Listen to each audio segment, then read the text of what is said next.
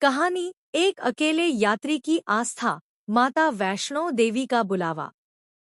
विवेक हमेशा से एक व्यस्त जीवन जी रहा था, नौकरी, लक्ष्य, जिम्मेदारियां। लेकिन अंदर कहीं एक खालीपन था।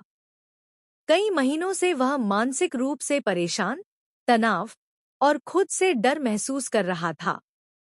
एक दिन विवेक अपने कमरे में आंखें बंद करके यूं ही अपने मन से कहा, माँ, अगर आप सच में हो तो मुझे अपने पास बुलाओ।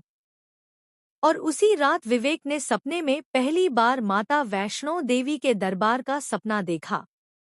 बिना किसी योजना के अगली सुबह विवेक ने ऑफिस में छुट्टी का एक अर्जी डाला और एक छोटा बैग पैक किया और निकल पड़ा माता वैष्णो देवी के दरबार।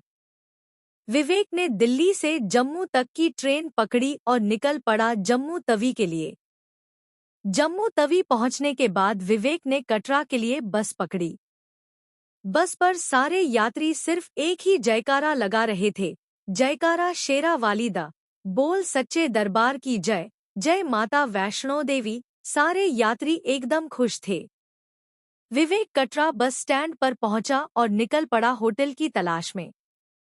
विवेक ने एक बहुत ही आकर्षक दृश्य देखा। वो था माता वैष्णो देवी का भवन, त्रिकुटा पर्वत के ऊपर।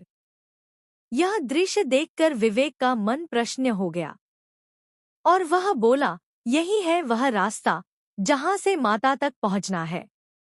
विवेक ने विजय गेस्ट हाउस नाम के एक होटल में उस रात आराम किया। सुबह के करीब 11 बजे विवेक नहा धोकर माता के दरबार के दर्शन करने के लिए निकल पड़ा। विवेक अकेला था, लेकिन हर कदम पर कोई अजनबी शक्ति के साथ चल रहा था। थोड़ी देर चलने के बाद विवेक बाणगंगा के पास पहुंचा। उसने वहां की एक तस्वीर खींची और निकल पड़ा आगे के लिए। लगभग 2 किलोमीटर चलने के बाद विवेक चरण पादुका पहुंच गया। उसने वहां की भी एक तस्वीर खींची और आगे की ओर निकल पड़ा। फिर 6 किलोमीटर की चढ़ाई के बाद विवेक अर्धकुमारी पहुंच गया। विवेक ने वहां कुछ तस्वीरें ली और थोड़ा देर आराम किया। वहां से विवेक को थोड़ी थकान महसूस होने लगी। अर्धकुमारी से थोड़ी दूर पर विवेक फिर से रुका, एक जूस के दुकान पर, क्योंकि विवेक को बहुत ज्यादा थकान हो गई थी और उसने गन्ने का जूस पिया। जूस के दुकान पर एक बुजुर्ग आदमी से विवेक ने यह पूछा कि बाबा, क्या माँ लोगों को सच में बुलाती है? वह बुजुर्ग आदमी विवेक से मुस्कुरा कर बोला, बेटा, यहाँ कोई अपनी मर्जी से नहीं आता, सब माँ के बुलावे पर आते हैं। विवेक मुस्कुराया और आगे की ओर निकल पड़ा। रात के करीब 9 बजे विवेक माता वैष्णो देवी के दरबार के नजदीक पहुंच गया। वहां से विवेक की खुशी का ठिकाना ही नहीं। विवेक माता के दर्शन के लिए बहुत उतावला हो रहा था। फिर 9:45 पर विवेक ने माता वैष्णो देवी के पिंडियों के दर्शन किए।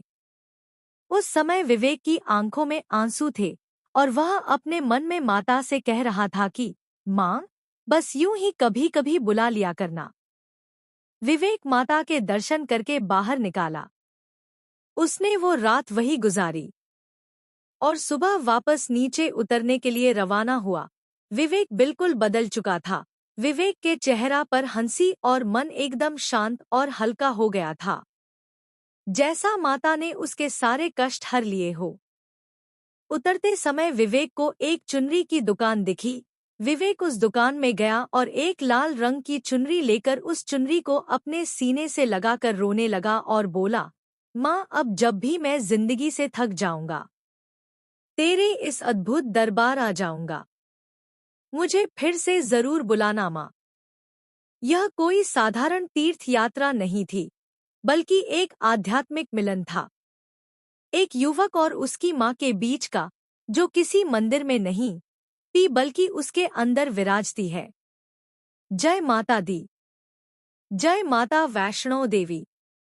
अगर आपको यह वीडियो अच्छी लगी हो तो हमारे YouTube चैनल द कहानी चैनल को जरूर सब्सक्राइब करें।